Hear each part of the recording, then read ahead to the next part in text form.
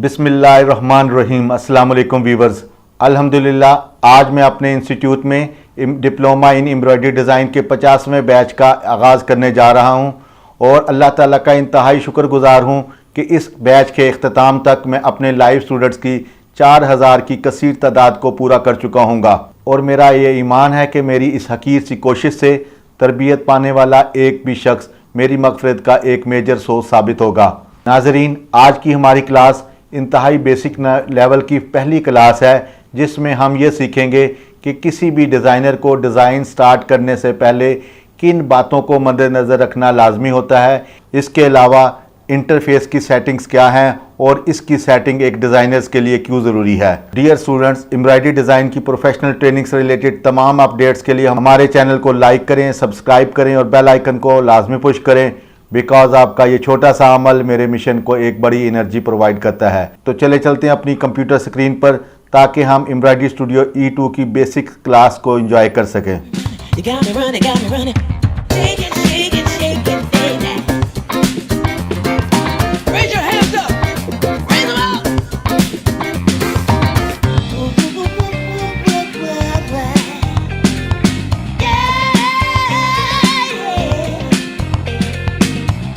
आज हम थोड़ा सा जनरल रिव्यू ले लेते हैं सॉफ्टवेयर का।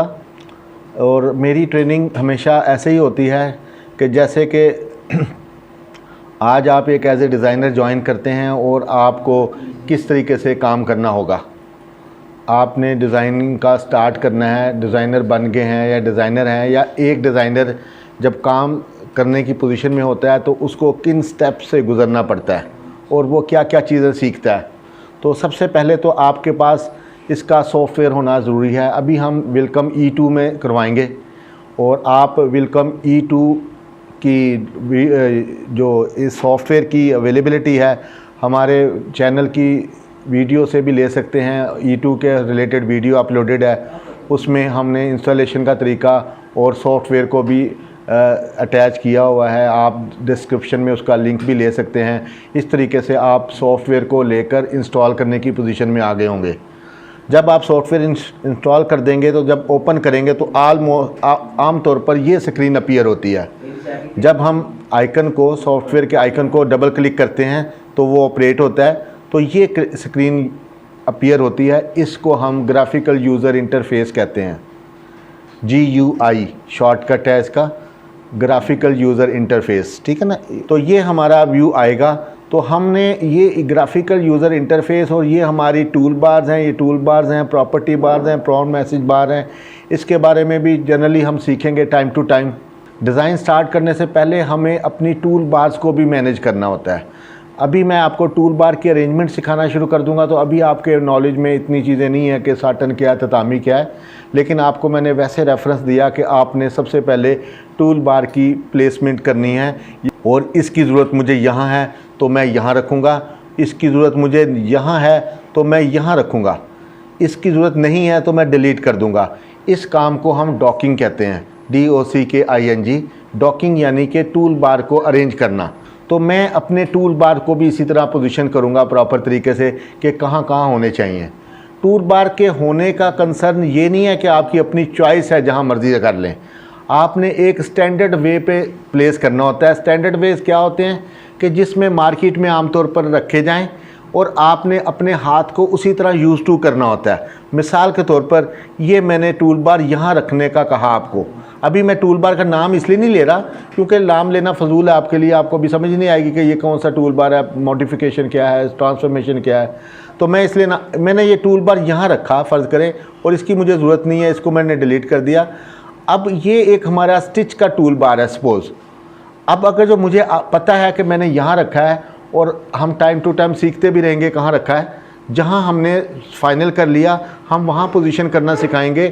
तो वो आपने अपनी आदत का हिस्सा बनाना है। और फिर आप क्या होगा, जैसे काम कर रहे हैं आपको पता है कि ये टूल बार यहाँ पड़ा हुआ है, आपका कर्सर ऐसे खुद ब खुद मूव होगा, ठीक है ना।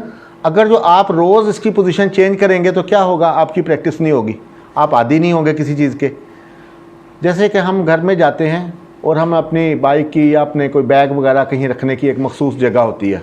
अपने बाइक की कीज़ को हैंडल करना है, जाते ही हमने सोफ़े पे बैठे हैं जाकर और चाबी उधर फेंक दी है, तो वापसी पे क्या मसला आएगा, जब निकलना होगा तो हम चाबी ढूंढ रहे होंगे, घंटा घंटा नहीं मिल रही होगी और बाद में पता चल रही होगी ये ट्रे में पड़ी हुई है।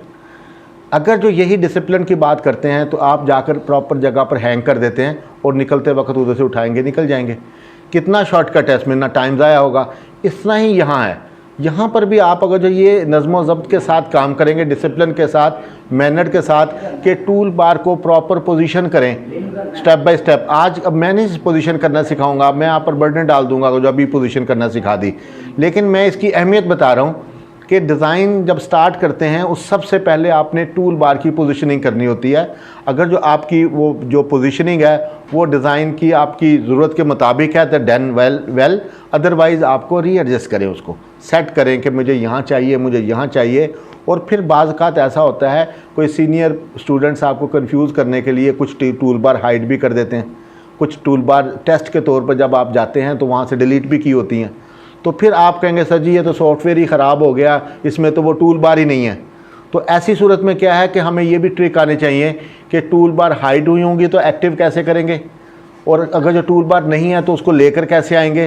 तो वो सारी सेटिंग हम जब आगे चलेंगे तो व्यू टूल बार के ज़रिए सीखेंगे। और यहाँ पर अटेंडेंस लगी हुई है सबकी कि कौन सी बार मौजूद है कौन सी नहीं है। लेकिन ये देखें इधर मिसाल के तौर पर एक टूल बार शेपिंग लगी हुई है, और शेपिंग टूल बार अभी आपकी बला से कि शेपिंग क्या है, लेकिन इसके लिए आपको सीखना है कि शेपिंग टूल बार क्या है और उसमें कौन कौन सी फर्दर टूल्स होते हैं। जब आप फ़र्ज़ करें मैं एक कमांड बोल रहा हूँ वेल्ड करना, कंबाइंड करना, कंबाइंड करने के लिए आप ढूंढते हैं, आपको पता ही नहीं चल रहा कंबाइंड की टूल बार कहाँ है। आप कंबाइंड की टूल बार एक बार देखी थी, ब्लॉक बने हुए थे 2, लेकिन आप इधर पहचान रहे हैं अब टूल बार नहीं है। अब आप कहेंगे सर ने कहा था कि वो टूल बार व्यू में जाएंगे, जैन फोकस करें, इधर स्क्रीन की तरफ फोकस करें, इधर जाएंगे और यहाँ जाके आप वो वेल्ड की कमांड देखेंगे या शेप की कमांड देखेंगे या कंबाइंड की कमांड ढूंढेंगे, इधर तो कहीं नहीं लिखा होगा। आप यहाँ इसके सब फोल्डर में भी जाएंगे, यहाँ पर भी नहीं लिखा होगा। आप कहेंगे सर ने तो हमें यहाँ कहा था कि इधर से मिला करेगी, तो ये तो कुछ नहीं हुई। मैंने ये भी तो कहा है कि उस टूल बार के टाइटल को आपने याद रखना है, उस फोल्डर के अंदर मौजूद होती है।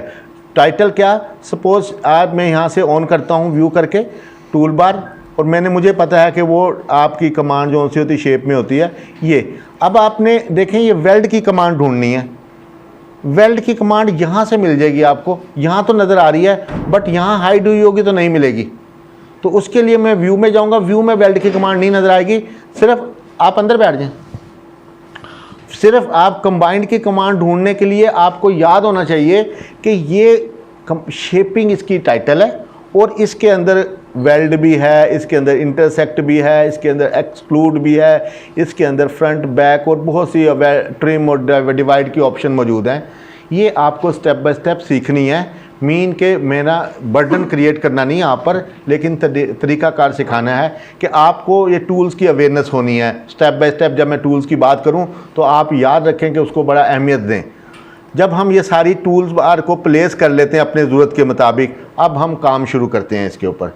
तो आपके लिए एज ए डिज़ाइनर काम करने के लिए सबसे पहले सॉफ्टवेयर का होना, वो मैंने आपको बताया, हमारे चैनल की वीडियो से भी देख सकते हैं, डाउनलोड लिंक भी लगा हुआ है। इसके बाद मैंने कहा कि आपने डॉकिंग करनी है इंटरफेस की सारी, अपने हिसाब से ये पैनल को मैनेज करना है, ये इंपॉर्टेंट सेगमेंट है। इसके बाद आपका काम शुरू होगा।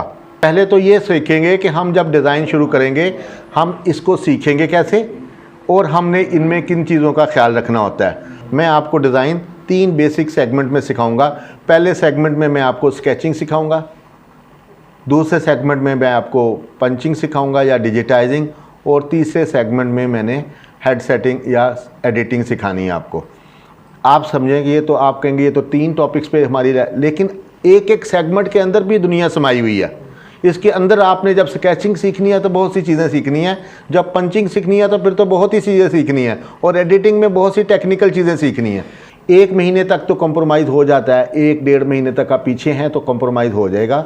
उसके बाद आपका हाल ऐसे ही होगा जैसे मेले में बच्चा गुम जाता है, बैठे रहेंगे लेकिन समझ नहीं आएगी आपको कुछ भी। अम्मी डांट के भेज देगी, इधर मैं डांटता रहूँगा, बस 2 काम करेंगे, आपको आएगा नहीं।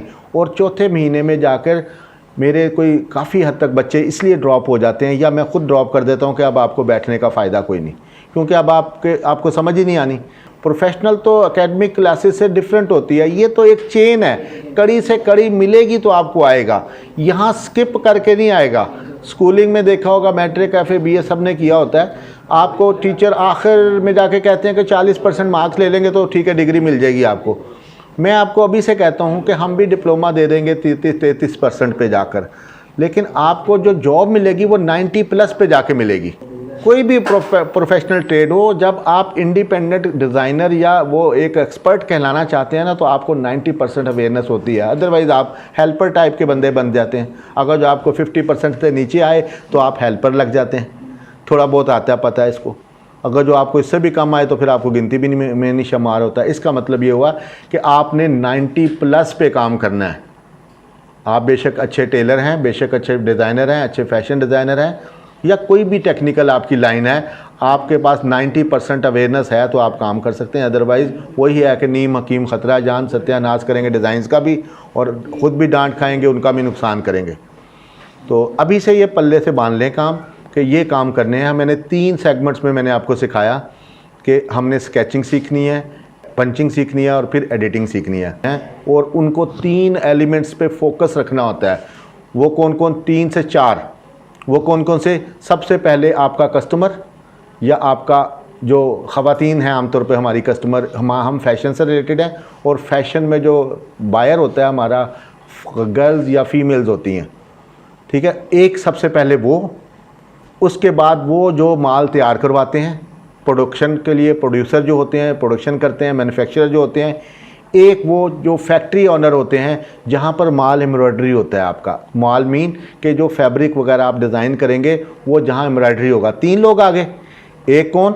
जिसने ये सूट ख़रीदना है जो आप डिज़ाइन तैयार कर रहे हैं। दूसरा कौन? जिसने ये बनाना है। तीसरा कौन? जिसने ये मशीन जिसने चलानी है, इनके ऊपर प्रोडक्शन करनी है एम्ब्रॉयडरी की। चौथा कौन? चौथे आप खुद। यानी कि आपने 4 बंदों की ज़रूरियात को फोकस करना है इस काम को सीखते वक्त। 4 बंदों की ज़रूरियात को फोकस करेंगे तो फिर एक अच्छे डिज़ाइनर बनेंगे। वो कैसे? कि आप सबसे पहले देखें कि कस्टमर का मैंने रेफरेंस क्यों दिया कि आप जब आप अपनी फैमिली के साथ जाएं या आप जाएं तो आप क्या चीज़ ख़रीदते हैं? वो चीज़ ख़रीदते हैं जो चीज़ अट्रैक्ट करती है। अट्रैक्शन में क्या चीज़ वैल्यू करती है? उस डिज़ाइन की कलर स्कीम या उस डिज़ाइन की मोटिव सेंस। 2 चीज़ें यही है ना, इसके अलावा तो कोई नहीं। आपको कंसर्न नहीं है कि ये SWM पे बना है, एक मशीन है, फॉर्मेट है, ये बारोदान पे बना है, ये अच्छा बना हुआ है, ये साटन में बना हुआ है, ये ततामी में बना हुआ है, ये इनपुट A से बना हुआ है, ये इनपुट C से बना हुआ है। ये एम्ब्रॉयडरी की टर्म्स बता रहा हूँ। कस्टमर को जो ख़वातीन है हमारी, उनको इससे कंसर्न नहीं है कि ये किससे बना है, इसको जिसने बनाया था उसका हुलिया कैसा था, उसको काम क्या कर, उसने सिर्फ़ और सिर्फ नज़र रखनी है इस डिज़ाइन की लुक क्या और कलर स्कीम क्या, उसी पे ख़रीदारी होनी है। रेट पे भी उसी होना है। एक डिज़ाइन, वही डिज़ाइन 10,000 का बिक रहा होगा, वही डिज़ाइन 200 रुपये का भी नहीं ले रहा होगा कोई। ये सब चीज़ें आपको वो वहाँ से, अगर जो उस चीज़ की सेल्स होंगी तो वो रिपीट होगी।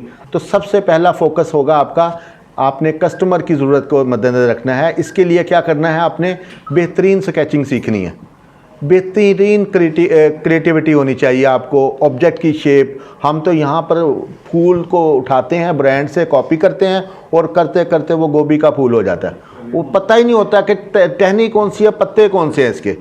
ये कौन सत्यानाश करता है? ये हमारे अपनी डिज़ाइनर कम्युनिटी के लोग करते हैं जो कि अनट्रेंड होते हैं, ठीक है। असल में डिज़ाइनर क्या है? कुछ थोड़ी बहुत कमी बेशी भी हो तो आप में इतनी सलाहियत होनी चाहिए कि उसको एक्टिव करें, उसको स्टैंड करें, उसको क्रिएट कर दें, उसको मॉडिफाई कर दें। और ये किस वक्त कर सकते हैं? ये 3 महीने 6 महीने मुझसे सीख के तो नहीं कर सकते। इसमें आपकी रिसर्च की वर्थ होनी चाहिए, आपकी स्केचिंग की वर्थ होनी चाहिए, आपकी ना अवेयरनेस होनी चाहिए मुख्तलिफ ब्रांड्स पे कैसे काम कर रहे हैं।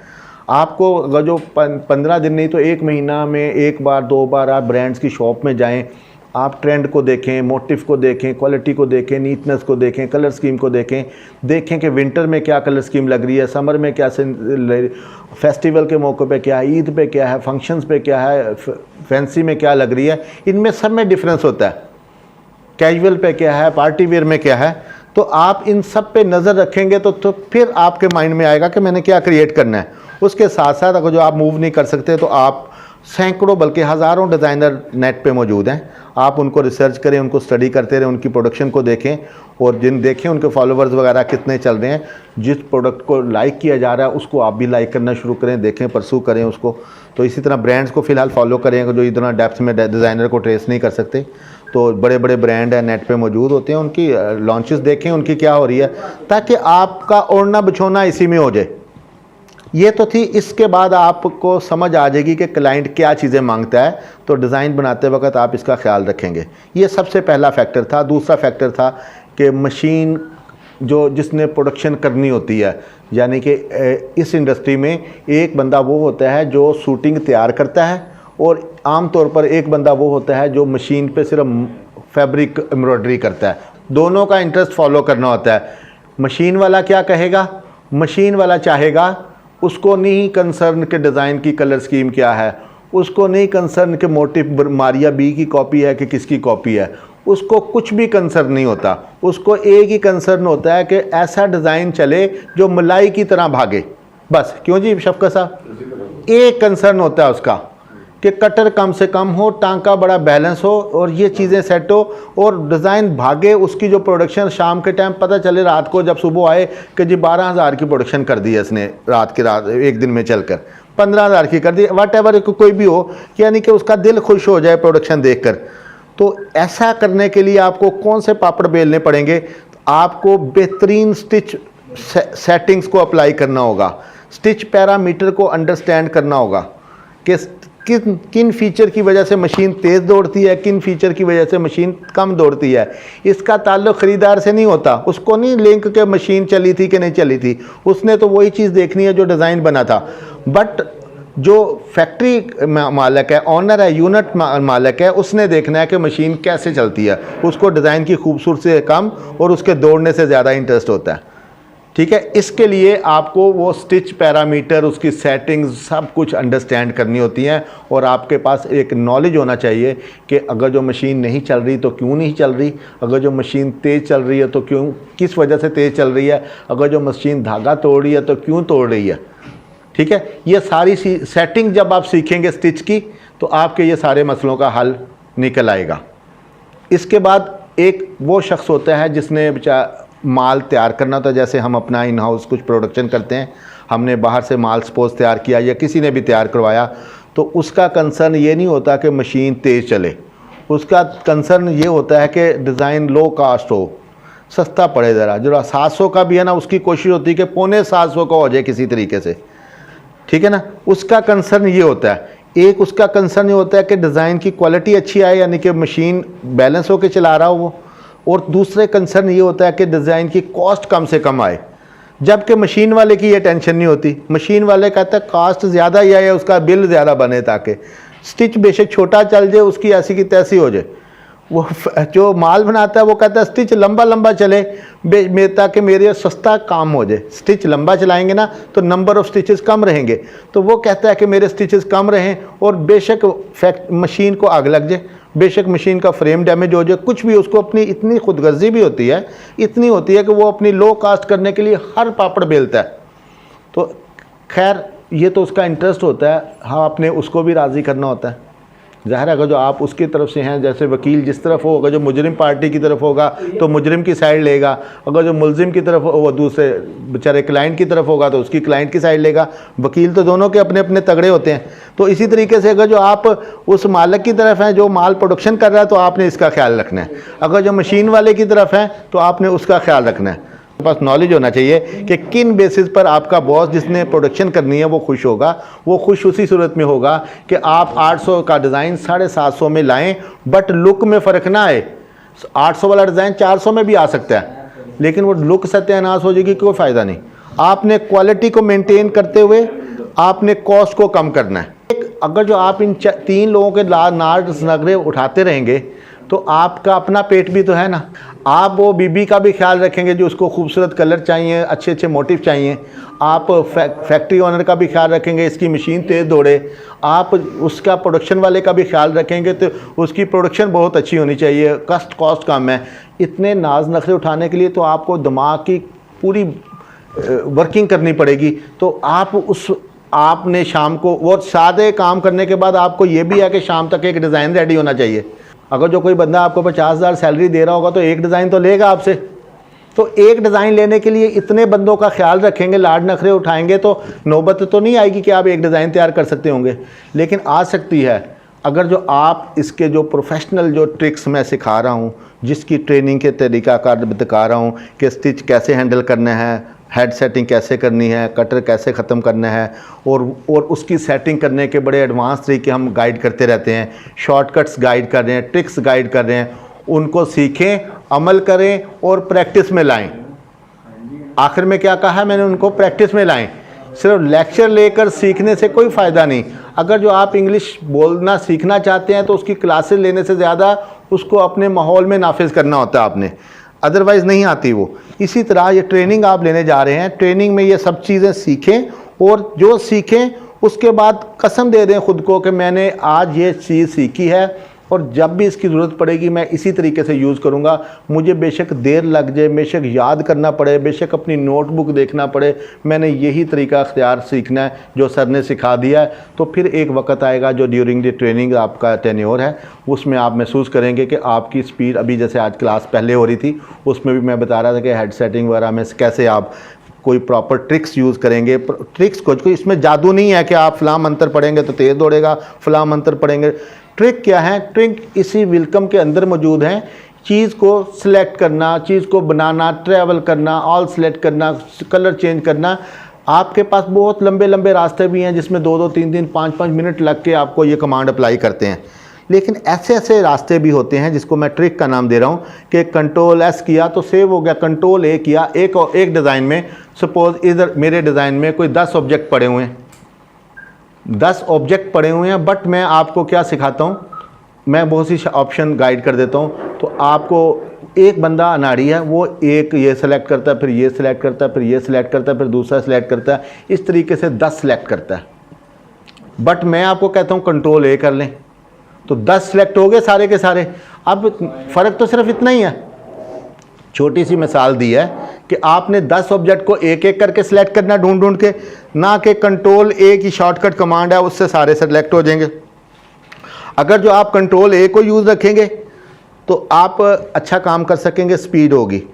और अगर जो आप वही कहेंगे यार वो कंट्रोल ए की कमांड बताई तो थी, शायद नहीं कोई कमांड बताई थी लेकिन याद नहीं है, चलो एक एक करके ढूंढ लेता हूँ, ऐसा नहीं करना। आपने किसी से पूछ लें, मुझसे पूछ लें, या नोटबुक की आदत डालें, उस पर लिखी होगी वो पढ़ें और उसको पढ़ के अप्लाई करें। आपने कभी तुक्का नहीं लगाना कि नहीं अब याद नहीं है छोड़ो, फिर आस्ता आस्ता वो आदी नहीं रहेंगे आप उसके। तीसरी बात यह है कि ये सारी चीज़ें एट ए टाइम यूज़ करेंगे तो आप एक डिज़ाइनर भी बनेंगे, आप एक स्पीड में भी बनेंगे।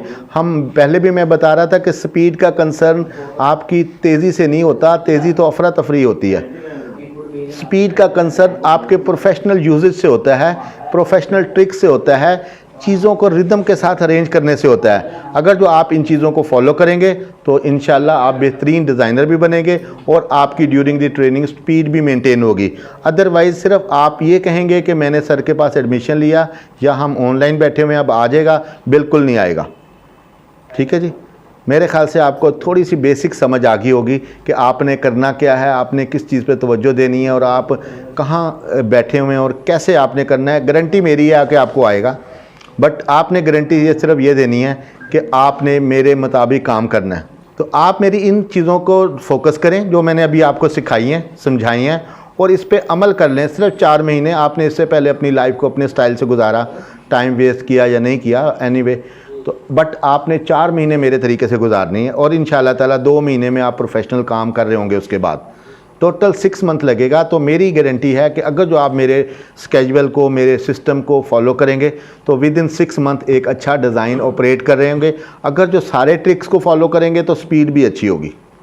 अगर जो आप सिर्फ ये लेक्चर की हद तक रहें और उसके बाद घर जाके कहें अब परसों क्लास है, परसों ही जाना है, तो फिर कुछ नहीं आएगा। ये आपकी 24 आवर की बाइंडिंग है। आपने डेली 8 घंटे का काम करना है, 8 घंटे की एक्सरसाइज करनी है। 8 घंटे के अगर जो कम भी करें किसी वजह से तो 6 आवर से नीचे नहीं रहना। 2 घंटे 3 घंटे इंस्टीट्यूट में और 2-3 घंटे घर में। और इसकी आपने अपने आप को सज़ाएँ भी खुद देनी है कि आज आपके फंक्शन था, कोई गेस्ट आए हुए थे या दोस्त के साथ चले गए थे, आपको 6 घंटे काम करने का मौका नहीं मिला, तो सज़ा क्या है कि कल आपने 12 घंटे देने हैं, या फिर उधार कर लें, इससे 1 आवर की किस्त कर लें, 6 घंटे उस दिन के और 1 घंटा एरियर, ठीक है ना। इस नीयत से सीखेंगे तो आएगा। मेरा मकसद ये था कि आपको मेंटली तौर पे तैयार करना। मेरी अपनी आदत यह है कि ऐसे मैं आपके ऊपर लादना शुरू कर दूं किताबें, तो आपको बेसिक का पता नहीं होगा, आपने जाना कहाँ। मैं आपको सिखा रहा हूँ टूल की ये सेटिंग कर लें, आप कहेंगे इसका क्या फ़ायदा है। अब मैंने पहले अहमियत बताई है कि मैं आपको एज ए डिज़ाइनर लेके चल रहा हूँ कि आप जब डिज़ाइनर बन गए, अभी कल भी जो लेसन ऐसे ही होगा कि आप डिज़ाइनर हैं और सबसे पहले आप क्या काम करेंगे, आपने ये तरतीब भी याद रखनी है। तो ठीक है जी, नेक्स्ट लेसन तक इजाज़त दीजिएगा। थैंक यू, अल्लाह हाफिज़।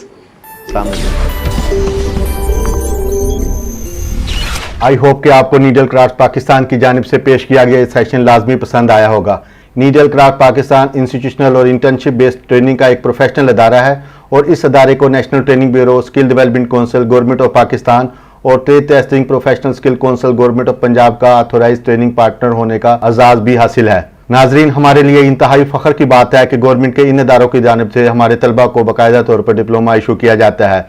इसके अलावा हमारे कामयाब तलबा की एक बड़ी तादाद दुनिया भर में, बिलखसूस पाकिस्तान के तकरीबन तमाम फैशन ब्रांड्स और प्रोडक्शन हाउसेज में अपनी सर्विसेज परफॉर्म कर रही है। व्यूअर्स, आप भी हमारी इंस्टीट्यूशनल या ऑनलाइन एक्सक्लूसिव क्लासेस को ज्वाइन करने के लिए नीचे दिए गए लिंक्स पर रब्ता करें, या एम्ब्रॉयडरी डिज़ाइन से रिलेटेड अपनी किसी भी डिज़ायर्ड वीडियो के लिए हमारी वीडियो ऑन डिमांड की सर्विसेज भी हासिल कर सकते हैं। थैंक यू, अल्लाह हाफिज़।